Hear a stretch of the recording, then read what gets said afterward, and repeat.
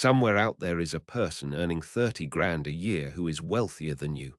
Not luckier, not smarter, wealthier. And by the end of this video, I can prove it. You got the promotion. The payslip looks healthy. So why does it feel like you're running up an escalator that's moving down?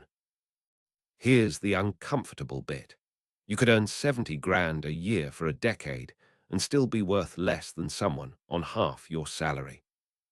And the reason nobody has told you this is that the number you'd need to check, most people have never calculated it. Not once. In their entire lives. We track everything now. Steps, sleep, screen time. But the one number that actually says whether your life is moving forward, blank, never looked at, not even once. So today we fix that. 9 minutes from now, you'll know exactly where you stand. Fair warning, you might not like the answer, but you will finally know it. Let's start with the two numbers you already track and why they are both lying to you. Number one, your salary. Your salary is not a measure of wealth. It's a measure of flow, water moving through a pipe.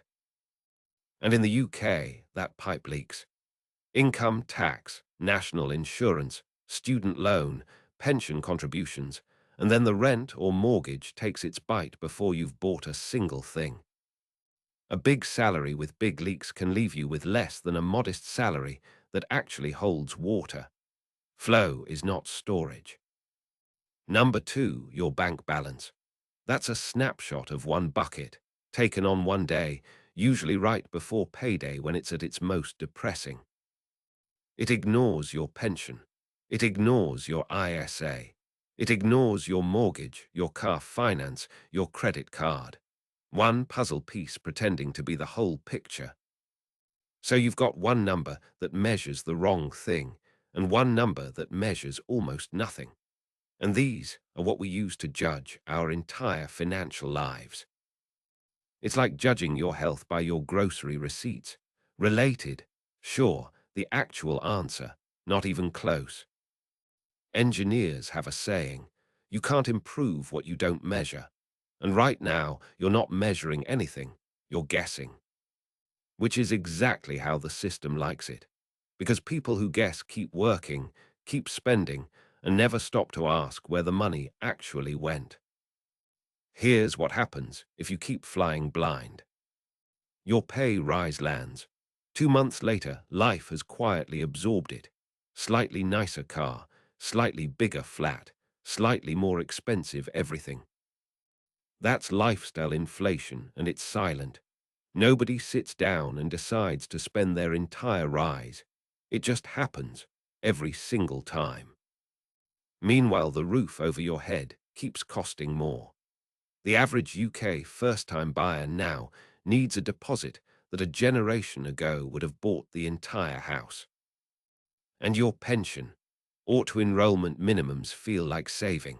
For most people, they're a fraction of what a comfortable retirement will actually cost. So picture it. 10 years of hard work, promotions, doing everything right. And you look up one day and you genuinely cannot say whether you're better off than when you started. Because your salary went up, but so did everything else. And nobody was keeping score. That's the trap. Not poverty, not recklessness. Just a decade of decent money passing straight through your hands with no scoreboard anywhere in sight. And time is the one thing you can't earn back. Every year without a scoreboard is a year of compounding you never got.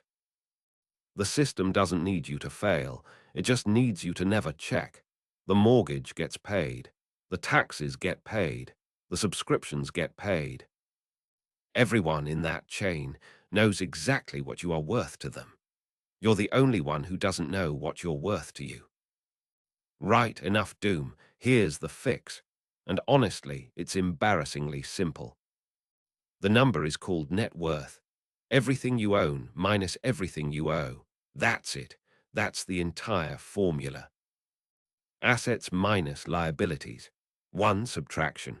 The most honest sentence your money will ever say to you. So let's build yours right now. 10 minutes tops. Start with what you own. Your current account and your savings. Whatever is actually in there today, not what's in there after payday. Today. Your ISA, if you've got one. Stocks and shares or cash. Log in and write down what it's worth right now. Your pension. This is the one everybody forgets, and it's usually the biggest asset you own that isn't a house. Dig out the app or the annual statement. If you own a home, it's rough market value. Be honest, not optimistic. What it would actually sell for, not what you'd like it to. Your car if you own it outright. And that's basically it. Skip the furniture. Skip the telly. If you wouldn't sell it, don't count it. Now the uncomfortable half. Everything you owe. Deep breath. The mortgage balance. Not the monthly payment, the full amount still outstanding. It's sitting right there on your statement. Car finance. If you're on PCP, it's the settlement figure that counts. Because until that is paid, the car isn't really yours. Credit cards, overdraft, any personal loans, all the stuff we quietly avoid adding up. The student loan is the strange one. In the UK, it behaves more like a graduate tax. Include it for honesty or track it separately. Just know that it exists. Now do the subtraction. Everything you own minus everything you owe, and write the answer down. That number, whatever it is where you actually stand. Not your salary, not your job title, not the car on the drive. That number. And here's the thing. Most people on good UK salaries have never done this. You have just done something the majority of the country never will. Your payslip measures what your employer thinks you're worth. This number measures what your decisions have built. They are not the same thing. One is the speedometer. The other is the map. And you've been staring at the speedometer for years, wondering why you never seem to arrive. Now, if your number came out negative, do not panic. Genuinely, stay with me. A negative net worth is completely normal early on. A mortgage, a student loan, a car on finance. That describes most of Britain under 40. The number is not a grade, it's a grid reference. It doesn't say you're a failure, it says you are here. And you cannot plot a route to anywhere until you know where here is. What matters isn't the number today, it's the direction. Check it again in 3 months. Is it higher? Then you're winning, full stop. Even if it only moved a little, even if it went from deeply negative to slightly less negative, that is progress. Real, measurable, nobody can take it from you progress. Because here's the quiet magic. Once you're watching the number, your decisions start changing on their own. The overpayment feels different. The upgrade feels different.